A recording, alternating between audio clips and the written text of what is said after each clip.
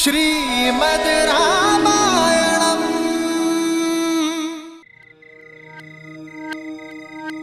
मन अति प्रसन्न है मेरा। गुदगुदी हो रही है सोचकर मन में, मेरा भरत राजकवि होगा। ये कैसी बातें कर रही हो? क्यों? अरे गुण और लक्षणों के आधार पर ही तो पद मिलता है। राम तो निश्चित ही राजा बनेगा और लक्ष्मण तो अवश्य ही सेनापति बनेगा, और शत्रुघ्न उसे तो कोई छोटा मोटा मंत्री का पद मिल ही जाएगा। किंतु भरत, उसकी कविताएं तो पूरे संसार में प्रसिद्ध होंगी। कैकई वंश का वो पहला कवि होगा, है ना आनंद की बात? ऐसा कुछ नहीं है। भरत भी ऋषि वशिष्ठ से शिक्षा लेकर लौटा है। साहस और पराक्रम और वीरता में वो बिल्कुल अपने भाइयों जैसा है। रहने दो कैकई, इन हाथों से तुम्हें और युद्ध जीत को पाल पोस कर बड़ा किया है, और मैं एक दृष्टि में देखकर बता सकती हूँ कि किसमें सत्ता संभालने की क्षमता है और किसमें नहीं। और वैसे भी कैकई, जैसा तुम चाहती थी वैसा ही तो बनकर आया है तुम्हारा पुत्र, राम की छाया। किंतु कभी सोचा कि जब सूर्य सामने हो तो छाया को कोई नहीं देखता। बस मंत्रा, बस, अब एक शब्द और नहीं।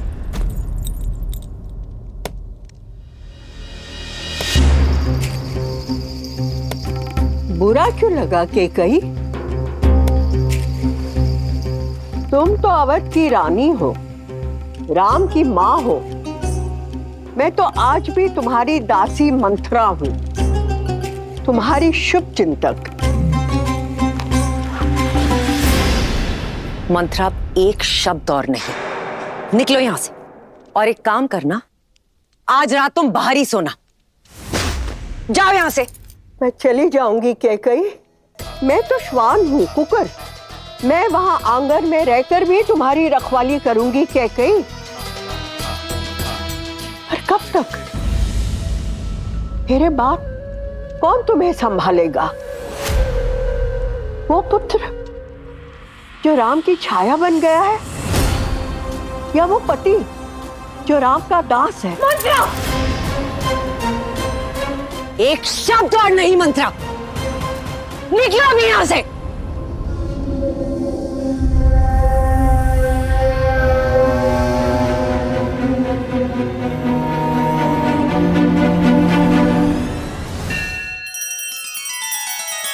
श्री रामचंद्र कृपालु भजु मन हरण भव भय दारुणम्। नव कंज लोचन कंज मुख कर कंज पद कंजारुणम्। सिया राम, सिया राम, सिया राम, सिया राम। आदर्श और मर्यादा की है ये कथा महापावनम्। काटे मद श्री से मिला दे श्रीमद् रामायणम्। श्रीमद् रामायणम्। सिया राम, सिया राम, सिया राम, सिया राम।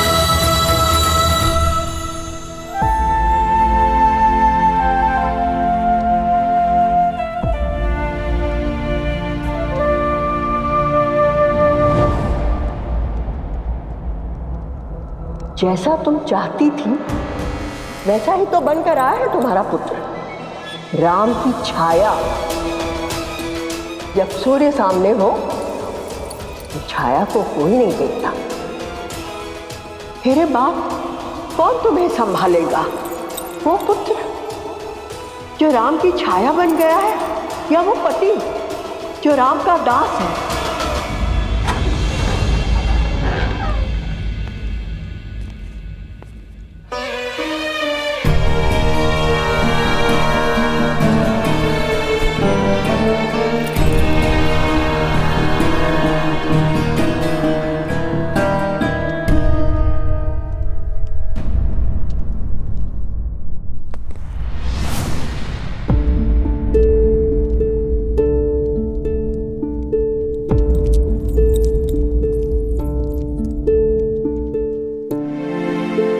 ऐसा पहले भी हो चुका है, किंतु तब आपके पुत्र आपके पास नहीं थे।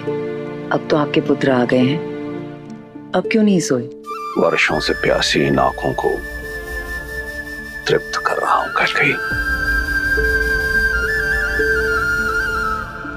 किंतु तुम क्यों नहीं सोई? क्योंकि आज भी इनके भविष्य के सपने मेरी आंखों में है। महाराज, चलिए ना, उपवन में चलते हैं, थोड़ा भ्रमण करते हैं। चलिए ना।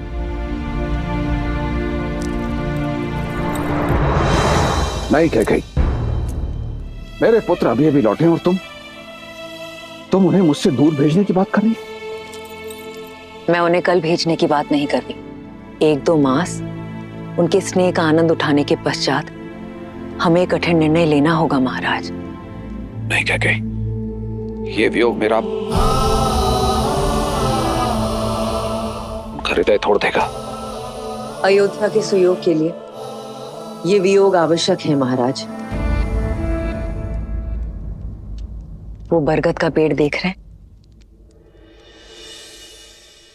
आपने ही उसे उसके पिता की छाया से दूर किया था ताकि वो पनप सके, किंतु अन्य पौधों का क्या? आपने कदाचित नहीं देखा है, लेकिन मैंने एक बात का अनुभव किया है। संदेह नहीं कि राम एक दिन अयोध्या पर राज करेगा, किंतु तब उसे विश्वस्त और अनुभवी भाइयों की आवश्यकता होगी। इस वक्त अति आवश्यक है कि हमारे सारे पुत्र राजकाज, सैन्य संचालन सीखें।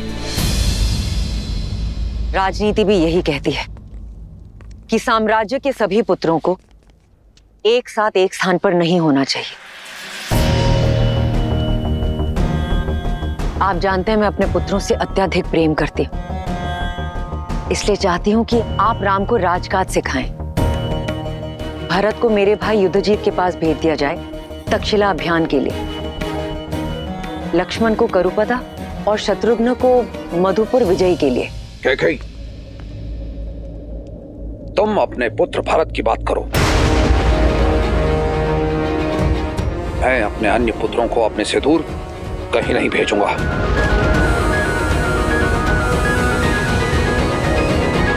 क्या कहा आपने? केवल मेरा पुत्र भरत, अर्थात भरत के अतिरिक्त मैं किसी की माता नहीं? कैकेयी, तुम मेरी बात का अनुचित अर्थ निकाल रही हो। मैं आपके शब्द और अर्थ दोनों समझ गई हूं महाराज। आप केवल मेरे पुत्र भरत को कैकेयी जाने का आदेश दीजिएगा, और यदि वो प्रश्न करे तो उसे कह दीजिएगा उसकी कठोर मां कैकेयी ने आदेश दिया है। और हां, दर्पण दिखाने के लिए धन्यवाद महाराज, ये अनुभव करवाने के लिए कि मैं केवल भरत की माता हूं, राम की नहीं।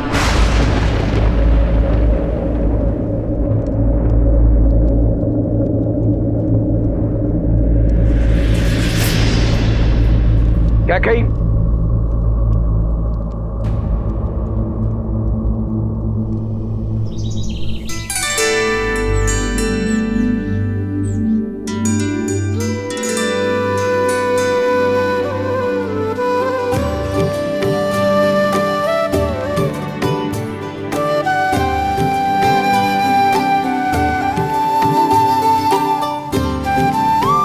कुमार भरत, आपके लिए एक सूचना है।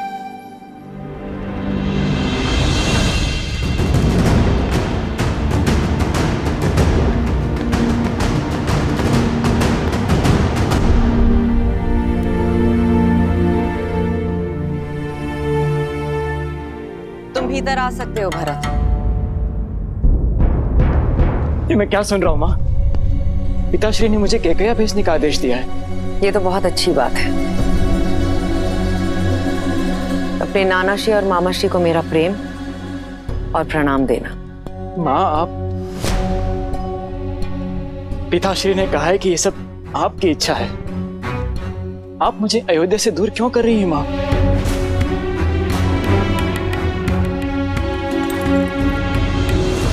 क्योंकि अपने भाई राम की छाया से दूर जाना आवश्यक है तुम्हारे लिए, अपने अस्तित्व को ढूंढने के लिए, स्वयं के लिए और राम के लिए। अपनी निर्दयता राम भैया पर मत थोपिए माँ। आपका द्वेष किससे है? राम भैया से या मुझसे? द्वेष? राम मेरा ज्येष्ठ पुत्र है, गर्व है वो मेरा। और तुम्हें मैंने अपनी कोख से जन्मा है, अस्तित्व हो तुम मेरे। भूल कर भी कभी मत सोचना कि मैं अपने पुत्रों से द्वेष कर सकती हूं, परंतु अपने स्वार्थ के लिए, अपने प्रेम के लिए उनके भविष्य को कभी दांव पर नहीं लगा सकती। देखो स्वयं को भरत, कैसे टूटे हुए लाचार दिख रहे हो।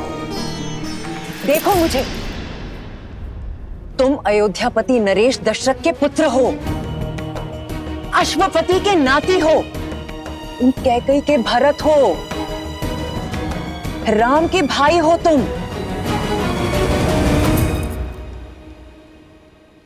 यदि मेरे ये सब कहने के पश्चात भी तुम्हें लगता है कि मेरी दृढ़ता, मेरा स्वार्थ है और मैं निर्दयी हूं और इस कारण तुम मुझसे घृणा करना चाहते हो, तो मुझे ये भी स्वीकार है भरत।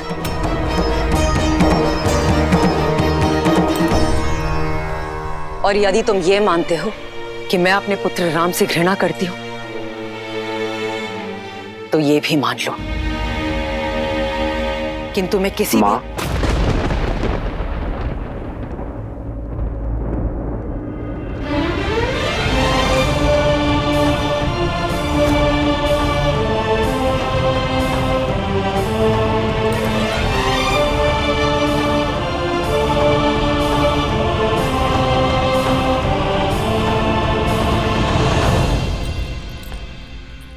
राम, मेरा कहने का वो तात्पर्य नहीं था।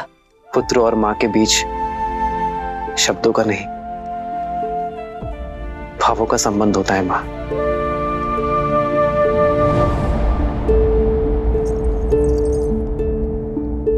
और ये बात मेरा भोला भरत भले ही ना समझे, पर मैं अच्छे से समझता हूं।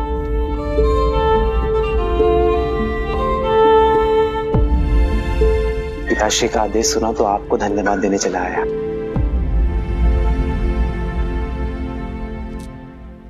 मां ने जो बात कही है वो मैं कब से अनुभव कर रहा हूं भरत,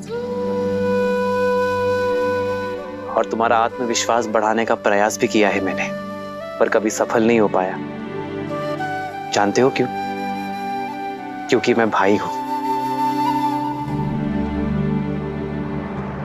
मां ने अपने बालक को मधु के भीतर लपेटकर कड़वी औषधि पिलाने की कला मुझ में नहीं है भरत।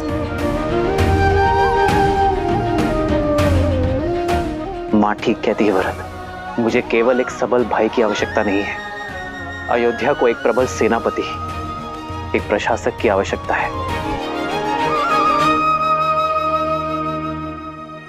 स्वयं सोचो भरत, हर कार्य में तुम्हें मेरी सहायता, मेरी पहल की आवश्यकता होती है।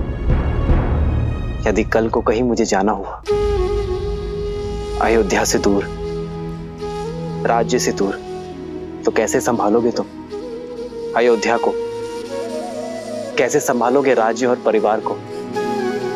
क्या केवल माताओं का ही धर्म है कि अपनी संतान के उज्जवल भविष्य के लिए वर्तमान में दुख सहे? क्या हमारा कोई कर्तव्य नहीं भरत?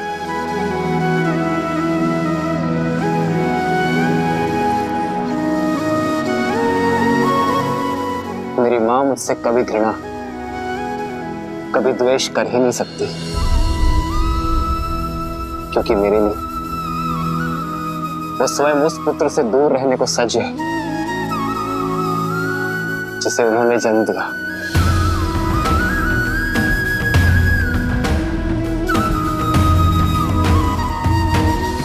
स्मरण रखना भरत, पुत्र को पुत्र हो सकता है, माता को माता नहीं।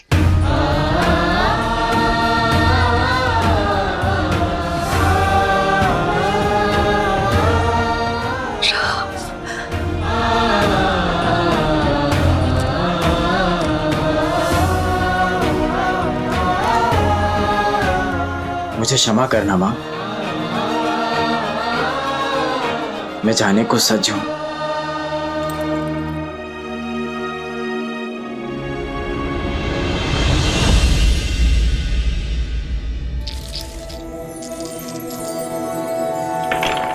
लो, मैं तो विजय के और निकट आ गई सुकीर्ति। इतनी सरलता से मैं आपको जीतने नहीं दूंगी, क्योंकि मेरी बारी अभी शेष है। देखा, पौ 12 आप लोगों से आगे हुई ना उर्मिला दीदी।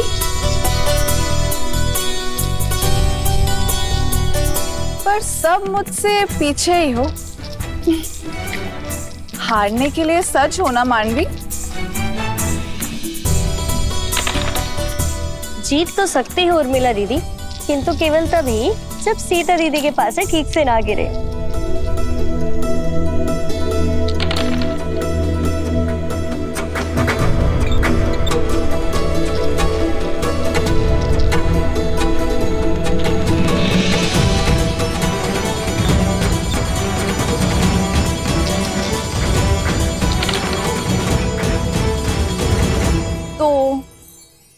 मैं तो हार गई और मैं जीत गई। देखा सीता दीदी, आप फिर से जानबूझ के हार गई ना। आप हमेशा यही करती है, गार की जैसी विदुषी को अपने ज्ञान से हरा देती हैं और अपनी बहनों के सामने हमेशा हार जाती हैं। क्योंकि तुम्हारी जीत मेरी जीत है, और अपनों से हारने में जो सुख मिलता है ना, वो 100 विजयों से भी अधिक है।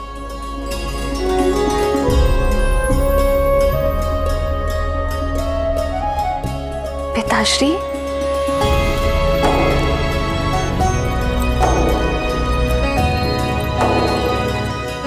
प्रणाम पिताश्री। दीर्घायु भव। मुझे सीता से कुछ एकांत में बात करनी है।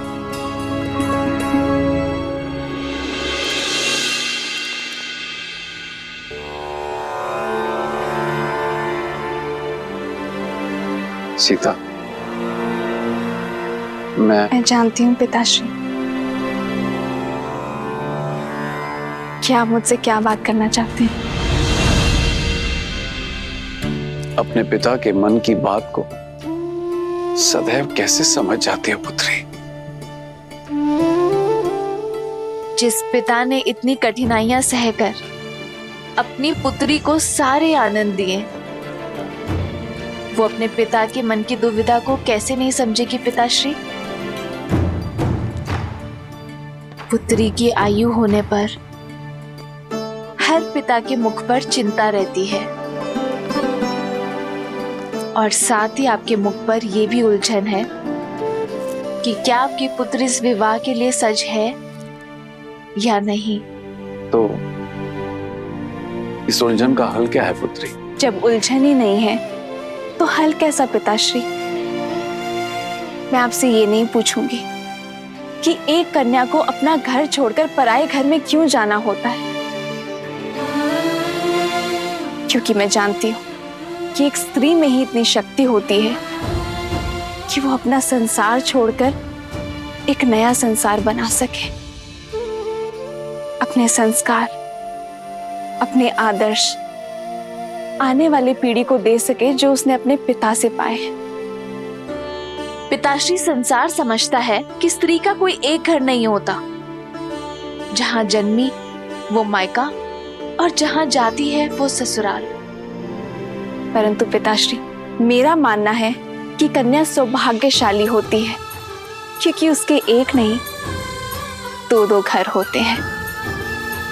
जहां जन्म लेती है उनसे नाता जुड़ा रहता है, और जहां जाती है उन्हें भी अपना बना लेती है।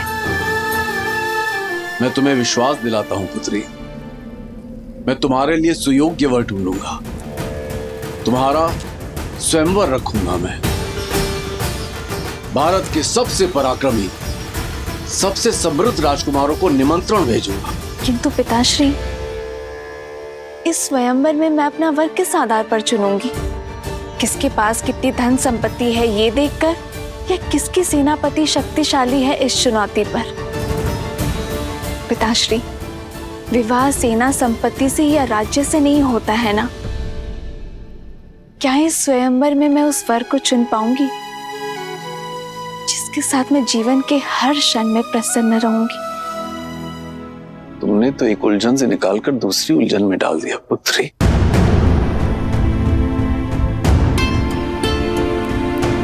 माता, कुछ अति महत्वपूर्ण होने वाला है। पिताश्री ने शीघ्र बुलाया है।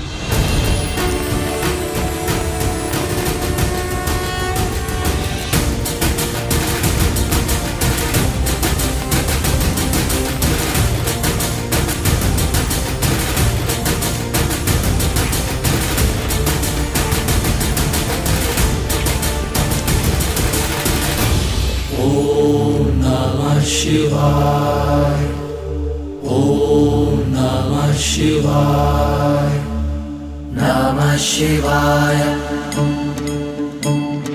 नमः शिवाय नागेन्द्रहाराय त्रिलोचनाय भस्मान्तरागाय महेश्वराय नमः शिवाय नमः शिवाय। हे महादेव, मेरी पुत्री सीता को जैसा वर चाहिए केवल आप ही दे सकते हैं। अब मुझे समझ में आया,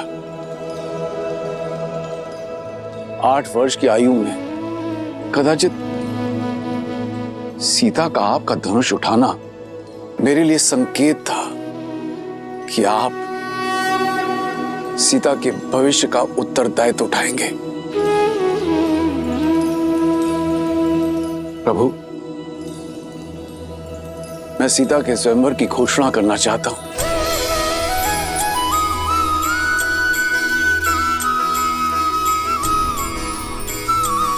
वर का चयन आपकी शक्ति और आपके न्याय का प्रतीक आपका महाधनुष पिनाक होगा।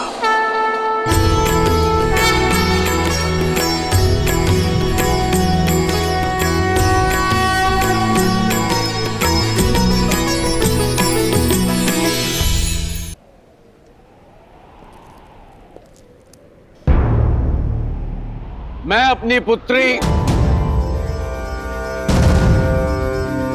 सीता के स्वयंवर की घोषणा करता हूं।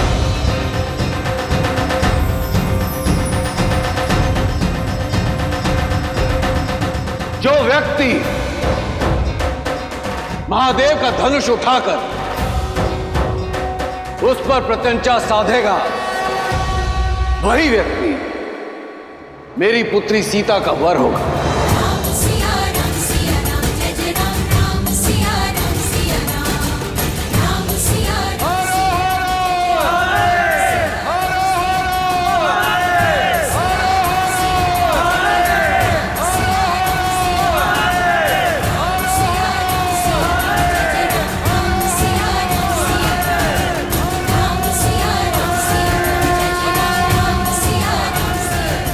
जनक ने सीता के लिए वर ढूंढने का उत्तरदायित्व आप पर छोड़ दिया है प्रभु। सत्य तो यह है देवी कि मिथिला में अपने इस उत्तरदायित्व को निभाने का प्रबंध मैंने कई वर्ष पहले ही कर दिया था। कैसे, बताइए ना, कैसे ढूंढेंगे जनक राम को? जो सच्चे मन से राम को खोजना चाहें, राम तो उन्हें मिल ही जाते हैं। और वैसे भी संसार में ऐसा कौन है जो राम को खोजना नहीं चाहता?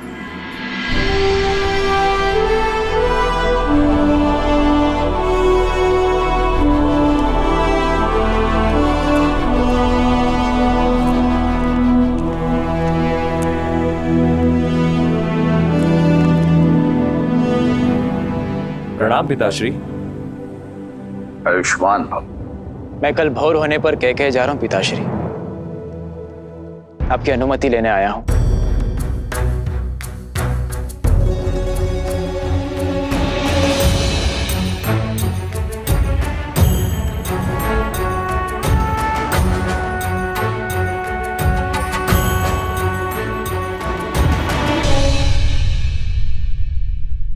और शत्रुघ्न, तुम कहां जाने के लिए सज्ज हो? पिताश्री, भरत भैया को मेरी आवश्यकता होगी और फिर मेरा भी मन है कि मैं मामा के देश का भ्रमण कराऊं। शत्रुघ्न का निर्णय अच्छा है पिताश्री। 1 से 2 सदा श्रेष्ठ होते हैं। यदि आपका मन हो तो मैं जाऊं पिताश्री।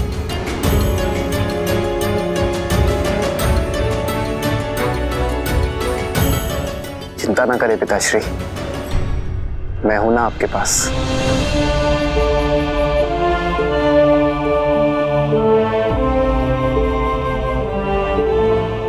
अनुमति है।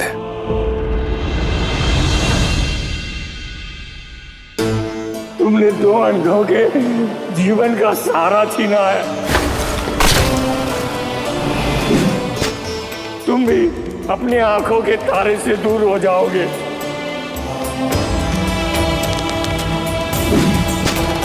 अपने धर्म रक्षक पुत्र के वियोग में तरस तरस कर मरोगे तुम।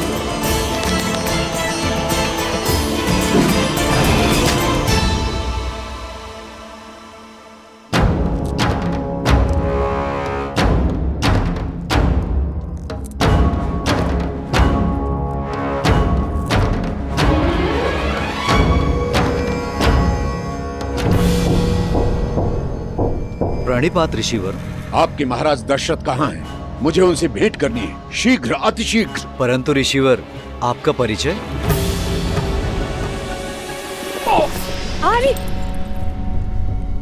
आप इतनी रात्रि में क्या कर रहे हैं आर्य? अभ्यास। प्रयास कर रहा हूं कि अपने आप को युद्ध के लिए सज्ज रखूं। जानती हूँ आपका तेज और शौर्य ढल नहीं सकता आर्य, परंतु आयु ढलती है। अब राम का समय है। युद्ध अयोध्या को पुकारेगा तो उत्तर देने की बारी राम की है। वही तो कारण है, मैं राम से दूर नहीं रह सकता। भय कि कहीं भरत और शत्रुघ्न की भांति राम पुनः उससे दूर ना हो जाए।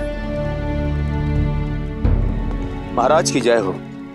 महाराज, इस समय कष्ट देने के लिए क्षमा चाहता हूं, पर ऋषि विश्वामित्र पधारे हैं।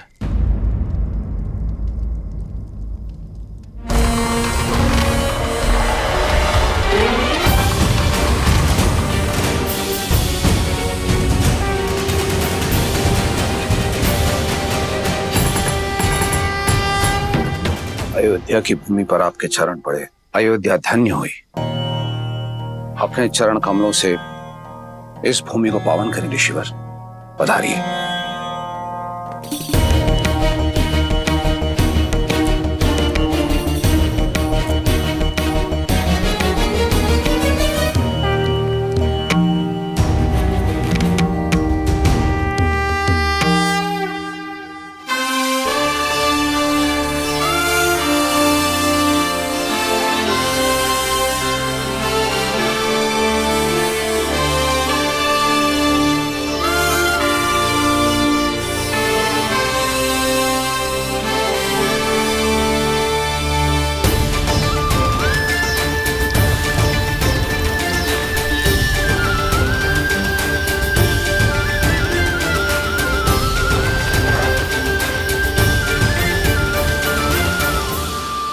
ऋषिवर, मेरा पुत्र अभी अभी शिक्षा प्राप्त करके लौटा है, इसे आशीर्वाद दें। राजन, किसी भी व्यक्ति को आशीर्वाद देने से पूर्व उस व्यक्ति की पात्रता की जांच की जाती है, और फिर मैं यहां देने नहीं, लेने आया हूं। आज्ञा ऋषिवर। मारीच और सुबाहु दो राक्षस हैं जो निरंतर मेरे यज्ञ में बाधा डालते रहते हैं। मृत पशुओं का रक्त और उनका मांस डालकर उसे अपवित्र करते रहते हैं।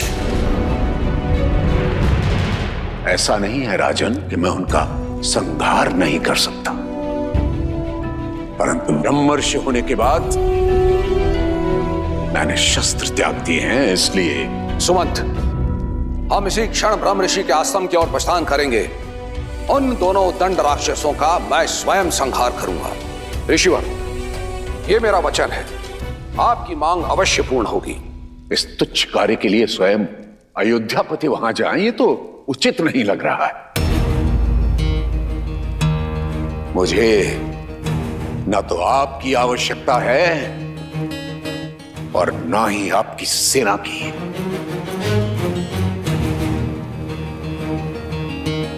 तो ऋषिवर, मैं और क्या दे सकता हूं?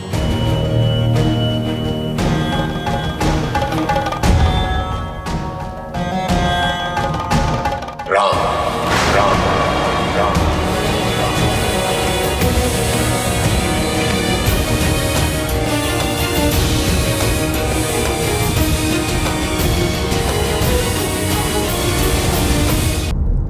राजन, आप अपने पुत्र के लिए आशीर्वाद चाहते थे और मैं सहायता। आप राम मुझे दे दीजिए, दोनों की इच्छाओं की पूर्ति हो जाएगी। किंतु ऋषिवर, मेरा राम, वो तो बालक है अभी। तो यूं समझिए कि उस बालक के बड़े होने का समय आ गया। किंतु मेरे राम को तो युद्ध का अनुभव ही नहीं है ऋषिवर। राजन, अनुभव युद्ध करने से होता है, और फिर जो शिक्षा आदरणीय ब्रह्मर्षि वशिष्ठ ने उसे दी है, उसकी परीक्षा भी हो जाएगी।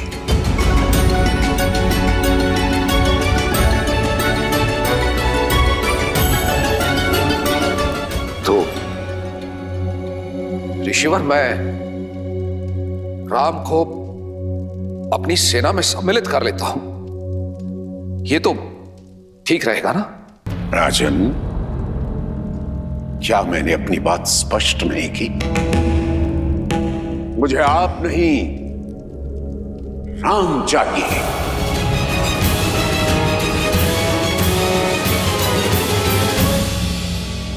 ऐसा अनर्थ न करें ऋषिवर। राम तो अभी अभी लौटा है, इसका वियोग मेरे प्राण हर लेगा ऋषिवर, मेरे प्राण हर लेगा। रघुकुल रीति सदा चले आई, प्राण जाएं पर वचन न जाए। परंतु ऐसा प्रतीत होता है कि आप इन शब्दों को विस्मृत कर गए हैं राजन। प्राणों की इतनी ही चिंता है तो रघुकुल की वचनबद्धता का ढिंढोरा क्यों पीटते हैं अयोध्यापति? विश्वास नहीं होता कि आप महान राजा हरिश्चंद्र के वंशज हैं, जिसने अपना सब कुछ त्याग दिया था अपने शब्दों का मान रखने के लिए। पहली बार अयोध्या ने निराश किया।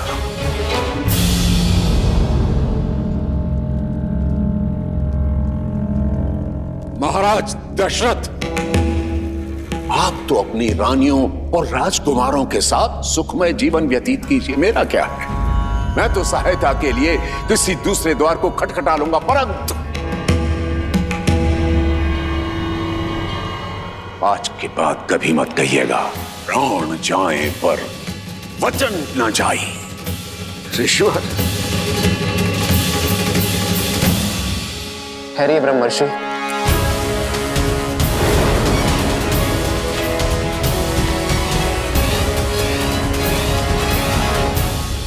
आप धर्म परायणता के अवतार हैं, ज्ञान में सर्वश्रेष्ठ है। आप किसी भी असुर को स्वयं दंडित करने में सक्षम हैं, किंतु ब्रह्मत्व का मान रखने और रघुकुल का मान बढ़ाने स्वयं अयोध्या आए हैं।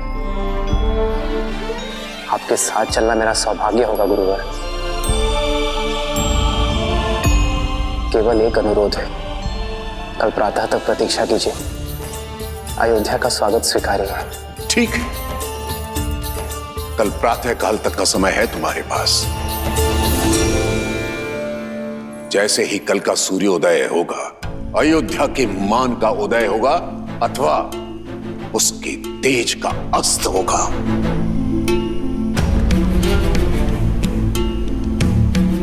आचार्य।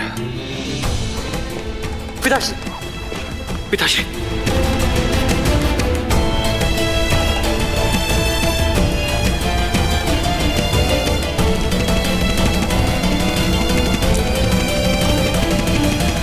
प्रणाम गुरुदेव।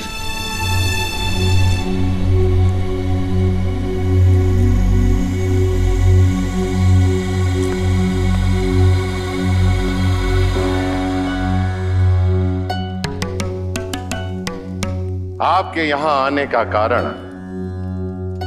केवल यज्ञ की रक्षा करना नहीं था, इतना तो मैं समझ गया हूं ब्रह्मर्षि विश्वामित्र। आप राम को परखने आए हैं। ब्रह्मर्षि, क्या आपको इतना भी अनुभव नहीं कि राम स्वयं नारायण है? अनुभव किया है ब्रह्मर्षि, परंतु सामने रखी धातु स्वर्ण होते हुए भी उसकी परख की जाती है। और आप तो भली भांति जानते हैं, नारायण समय समय पर अनेक अवतार लेते रहे।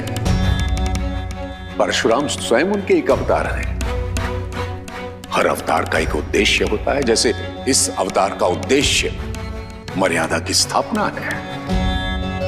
परंतु रावण के अंत के लिए राम की पात्रता को जांचना मेरा कर्म है, और यदि वे नारायण के पूर्णावतार हैं तो उन्हें उनकी यात्रा के लिए मार्ग प्रशस्त करना मेरा धर्म है। आप क्रोधित हो गए ब्रह्मर्षि? मैं आपसे क्रोधित नहीं हूं, मैं उस विघ्न से क्रोधित हूं जो राजा दशरथ ने खड़ा किया था।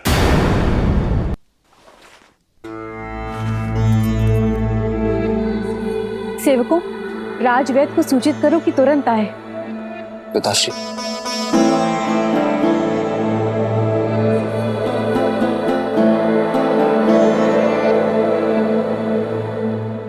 आपका स्वास्थ्य सदा ठीक रहता है पिताश्री। ये अचानक क्या हुआ आपको? थक गया हूं, विश्राम की आवश्यकता है।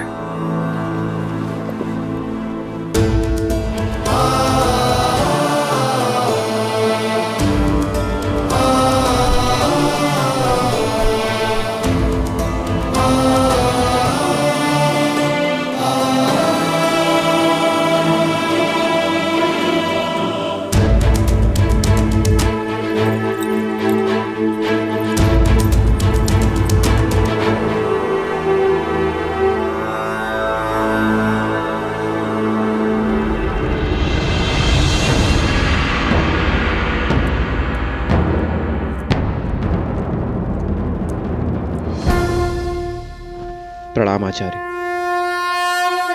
महाराज दशरथ की ठीक नहीं है आचार्य, कोई कुंठा है उनके मन में। तुम्हें क्या प्रतीत होता है? ऐसा क्या है? यही प्रश्न मुझे आपसे करना है आचार्य।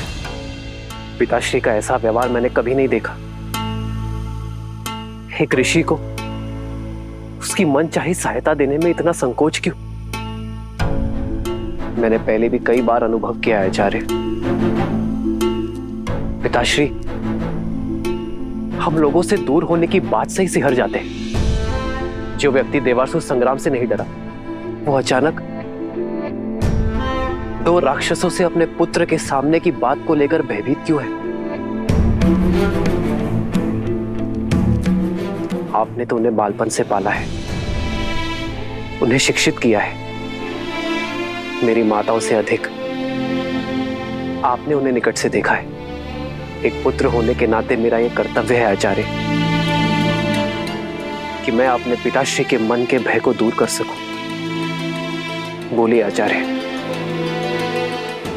उनके भय का कारण क्या है? भय के बिना प्रेम निभता नहीं है, पर प्रेम ही सबसे बड़े भय का कारण है। उनका भय तुम हो राम, तुमसे बिछड़ने का भय है जो तुम्हारे पिता को दुर्बल बना देता है।